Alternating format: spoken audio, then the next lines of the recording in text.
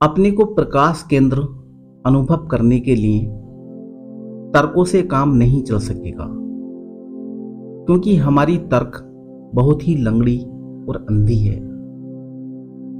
तर्कों के सहारे यह सिद्ध नहीं हो सकता कि वास्तव में वही हमारा पिता है जिसे पिताजी कहकर संबोधित करते हैं। इसलिए योगा अभ्यास के दैवी अनुष्ठान में इस अपाहिज तर्क का बहिष्कार करना पड़ता है और धारणा, ध्यान एवं समाधि को अपनाना पड़ता है। आत्म स्वरूप के अनुभव में यह तर्क वितर्क बाधा न बने, इसलिए कुछ देर के लिए विदा कर दीजिए। विश्वास रखो,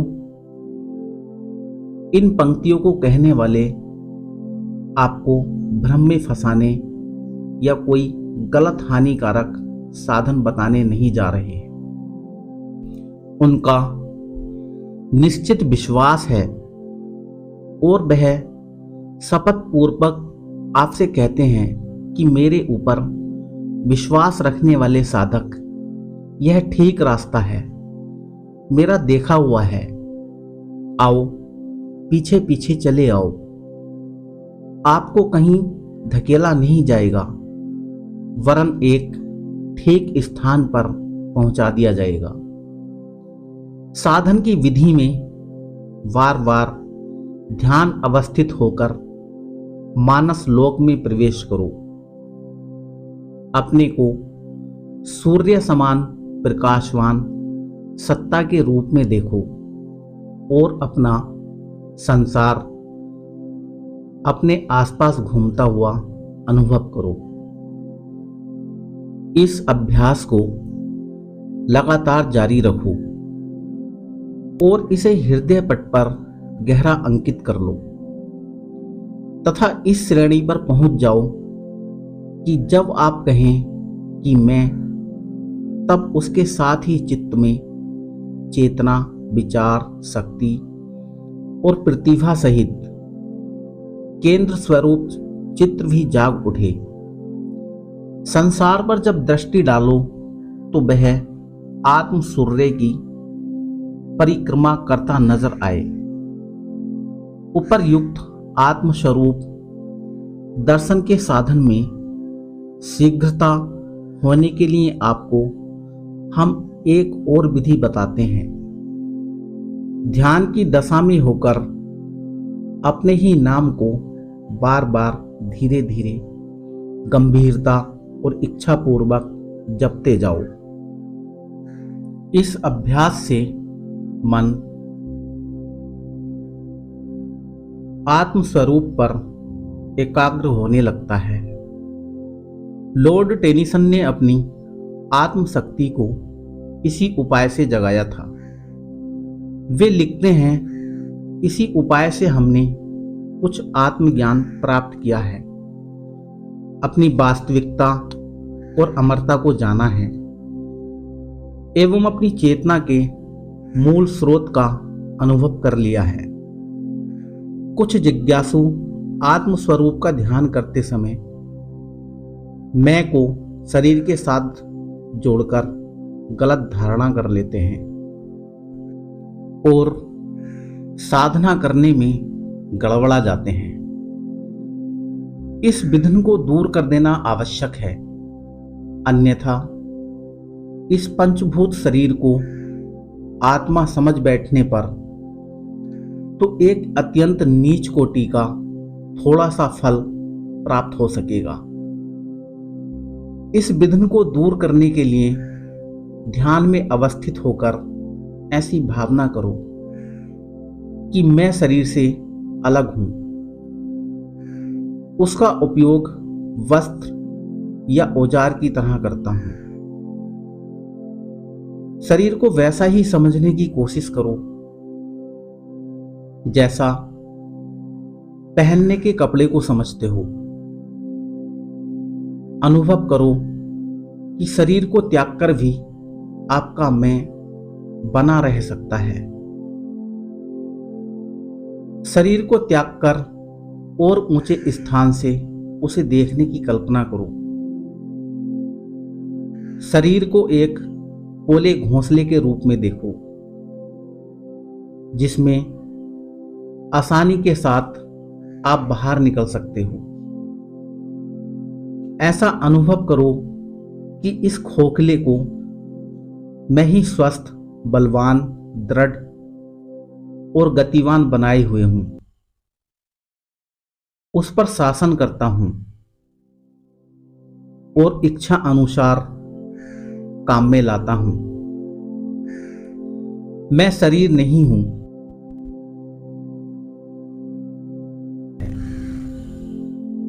उसमें एक मकान की भांति मैं विश्राम करता हूं। देह भौतिक परमाणुओं की बनी हुई है और उन अणुओं को मैंने ही इच्छित वेश के लिए आकर्षित कर लिया है। ध्यान में शरीर को पूरी तरह भुला दो और मैं पर समस्त भावना एकत्रित करो। तब आपको मालूम पड़ेगा कि आत्मा शरीर से भिन्न है। यह अनुभव कर लेने के बाद जब आप मेरा शरीर कहोगे तो पूर्व की भांति नहीं, वर एक नए ही अर्थ में कहोगे। उपर्युक्त भावना का तात्पर्य यह नहीं है कि आप शरीर की उपेक्षा करने लगो। ऐसा करना तो अनर्थ होगा। शरीर को आत्मा का पवित्र मंदिर समझो। उसकी सब प्रकार से रक्षा करना और सुदृढ़ बनाए रखना आपका परम पावन कर्तव्य है। शरीर से पृथकत्व की भावना जब तक साधारण रहती है तब तक तो साधक का मनोरंजन होता है, पर जैसे ही वह दृढ़ता को प्राप्त होती है वैसे ही मृत्यु हो जाने जैसा अनुभव होने लगता है और वे वस्तुएं दिखाई देने लगती हैं जिन्हें हम साधना के स्थान पर बैठकर खुली आंखों से नहीं देख सकते। सूक्ष्म जगत की कुछ धुंधली झांकी उस समय होती है और कई परोक्ष बातें एवं देवी दृश्य दिखाई देने लगते हैं। इस स्थिति में नए साधक डर जाते हैं। उन्हें समझना चाहिए कि इसमें डरने जैसी कोई बात नहीं है। केवल साधन में कुछ शीघ्रता हो गई है और पूर्व संस्कारों के कारण इस चेतना में जरा सा झटका लगते ही वह अचानक जाग पड़ी है। इस श्रेणी तक पहुंचने में जब क्रमशः और धीरे धीरे अभ्यास होता है तो कुछ आश्चर्य नहीं होता। साधना की उच्च श्रेणी पर पहुंचकर अभ्यासी को वह योग्यता प्राप्त हो जाती है कि सचमुच शरीर के दायरे से ऊपर उठ जाएं और उन वस्तुओं को देखने लगें जो इस शरीर में रहते हुए नहीं देखी जा सकती थी। उस दशा में अभ्यासी शरीर से संबंध तोड़ नहीं देता। जैसे कोई आदमी कमरे की खिड़की में से गर्दन बाहर निकालकर देखता है कि बाहर कहाँ क्या होता है और फिर इच्छा अनुसार सिर को भीतर कर लेता है। यही बात इस दशा में भी होती है। नए दीक्षितों को हम अभी यह अनुभव जगाने की सम्मति नहीं देते। ऐसा करना क्रम का उल्लंघन करना होगा। समय अनुसार हम परोक्ष दर्शन की भी शिक्षा देंगे। इस समय तो इसका थोड़ा सा उल्लेख इसलिए करना पड़ा कि कदाचित किसी को स्वयं ही ऐसी चेतना आने लगे तो उसे घबराना या डरना नहीं चाहिए। जीव के अमर होने के सिद्धांत को अधिकांश लोग विश्वास के आधार पर स्वीकार कर लेते हैं। उन्हें यह जानना चाहिए कि यह बात कपोल कल्पित नहीं है, वरन स्वयं जीव द्वारा अनुभव में आकर सिद्ध हो सकती है। आप ध्यान अवस्थित होकर ऐसी कल्पना करो कि हम मर गए। कहने सुनने में यह बात साधारण सी मालूम होती है। जो साधक पीछे दिए गए वीडियो की लंबी चौड़ी भावनाओं का अभ्यास करते हैं, उनके लिए यह छोटी कल्पना कुछ कठिन प्रतीत नहीं होनी चाहिए। पर जब आप इसे करने बैठोगे तो यही कहोगे कि यह नहीं हो सकती। ऐसी कल्पना करना असंभव है। आप शरीर के मर जाने की कल्पना कर सकते हो, पर साथ ही यह पता रहेगा कि आपका मैं नहीं मरा है, वरन वह दूर खड़ा हुआ मृत शरीर को देख रहा है। इस प्रकार पता चलेगा कि किसी भी प्रकार अपने मैं के मर जाने की कल्पना नहीं कर सकते। विचार बुद्धि हट करती है कि आत्मा मर नहीं सकती। उसे जीव के अमरत्व पर पूर्ण विश्वास है और चाहे जितना प्रयत्न किया जाए वह अपने अनुभव के त्याग के लिए उद्यत नहीं होगी। कोई आघात लगकर या क्लोरोफार्म सूंघकर बेहोश हो जाने पर भी मैं जागता रहता है। यदि ऐसा न होता तो उसे जागने पर यह ज्ञान कैसे होता कि मैं इतनी देर बेहोश पड़ा रहा हूं। बेहोशी और निद्रा की कल्पना हो सकती है, पर जब मैं की मृत्यु का प्रश्न आता है तो चारों ओर अस्वीकृत की ही प्रतिध्वनि गूंजती है।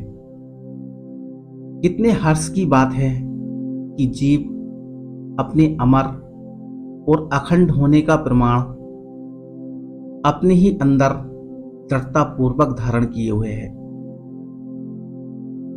अपने को अमर, अखंड, अविनाशी और भौतिक संवेदनाओं से परे समझना आत्मस्वरूप दर्शन का आवश्यक अंग है। इसकी अनुभूति हुए बिना सच्चा आत्मविश्वास नहीं होता और जीव बराबर अपनी चिरसेवित तुच्छता की भूमिका में फिसल पड़ता है, जिससे अभ्यास का सारा प्रयत्न गुड़ गोबर हो जाता है। इसलिए एकाग्रता पूर्वक अच्छी तरह अनुभव करो कि मैं अविनाशी हूं। अच्छी तरह इसे अनुभव में लाए बिना आगे मत बढ़ो। जब आगे बढ़ने लगो तब भी कभी कभी लौटकर अपने इस स्वरूप का फिर परीक्षण कर लो। यह भावना आत्मस्वरूप के साक्षात्कार में बड़ी सहायता देगी। आगे वह परीक्षण बताए जाते हैं जिनके द्वारा आप अपने आप का अनुभव कर सको। ध्यान अवस्था में आत्मस्वरूप को देह से अलग करो और क्रमशः उसे आकाश, हवा, अग्नि, पानी, पृथ्वी की परीक्षा में से निकालते हुए देखो। कल्पना करो कि मेरी देह की बाधा हट गई है और अब मैं स्वतंत्र हो गया हूं। अब आप आकाश में इच्छापूर्वक ऊंचे नीचे पक्षियों की तरह जहां चाहे उड़ सकते हो। हवा के वेग से गति में कुछ भी बाधा नहीं पड़ती और न उसके द्वारा जीव कुछ सोखता ही है। कल्पना करो कि बड़ी भारी आग की ज्वाला जल रही है और उसमें होकर मजे से निकल जाते हो और कुछ भी कष्ट नहीं होता। भला जीव को आग कैसे जला सकती है? उसकी गर्मी की पहुंच तो सिर्फ शरीर तक ही थी। इसी प्रकार जीवात्मा के भीतर पानी और पृथ्वी की पहुंच वैसे ही है जैसे आकाश में किसी वस्तु का अस्तित्व, अर्थात कोई भी तत्व आपको छू नहीं सकता और आपकी स्वतंत्रता में तनिक भी बाधा नहीं पहुंचा सकता। इस भावना से आत्मा का स्थान शरीर से ऊंचा ही नहीं होता, बल्कि उसको प्रभावित करने वाले पंच तत्वों से भी ऊपर उठता है। जीव देखने लगता है कि मैं देह नहीं, वरन उसके निर्माता पंच तत्वों से भी ऊपर हूं। अनुभव की इस चेतना में प्रवेश करते ही आपको प्रतीत होगा कि मेरा नया जन्म हुआ है। नवीन शक्ति का संचार अपने अंदर होता हुआ प्रतीत होगा और ऐसा भी नहीं होगा कि पुराने वस्त्रों की तरह भय का आवरण ऊपर से हटा दिया गया है। अब ऐसा विश्वास हो जाएगा कि जिन वस्तुओं से मैं अब तक डरा करता था वे मुझे कुछ भी हानि नहीं पहुंचा सकती। शरीर तक ही उनकी गति है। सो ज्ञान और इच्छा शक्ति द्वारा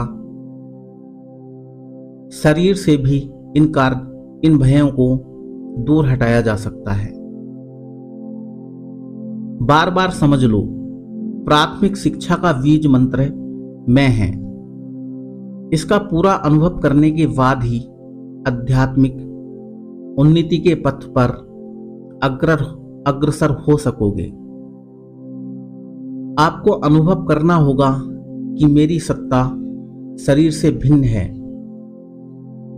अपने को सूर्य के समान शक्ति का एक महान केंद्र देखना होगा, जिसके इर्द गिर्द अपना संसार घूम रहा है। इससे नवीन शक्ति आएगी, जिसे तुम्हारे साथी प्रत्यक्ष अनुभव करेंगे। तुम स्वयं स्वीकार करोगे कि अब मैं सुदृढ़ हूं और जीवन की आंधियां मुझे विचलित नहीं कर सकती।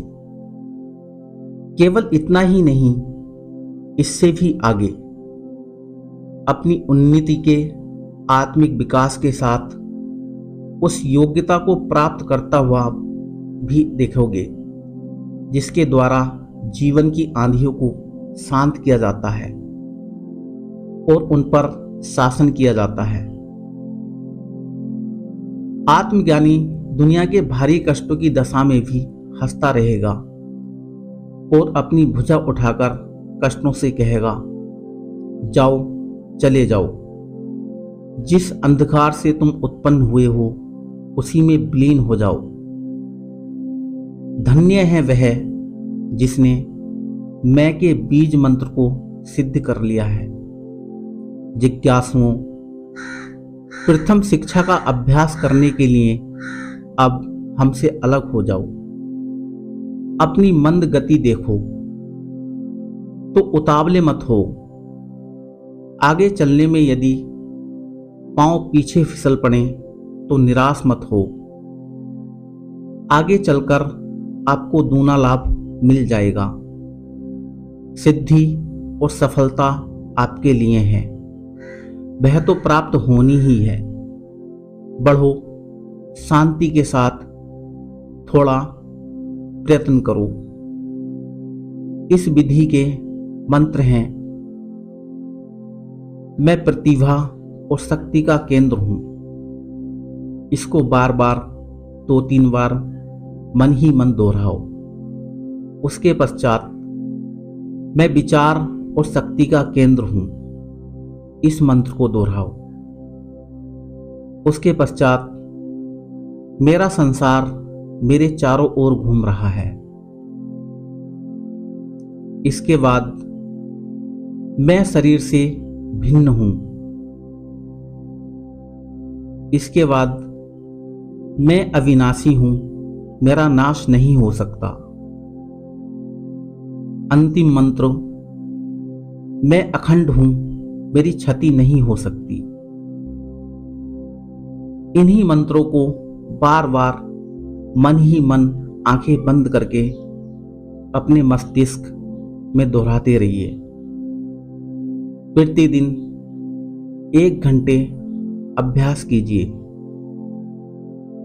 उसके पश्चात परिणाम देखिए। उतावलापन मत कीजिए, धैर्य बनाए रखिए। तो मित्रों, इसी के साथ विदा। आपका दिन मंगलमय हो।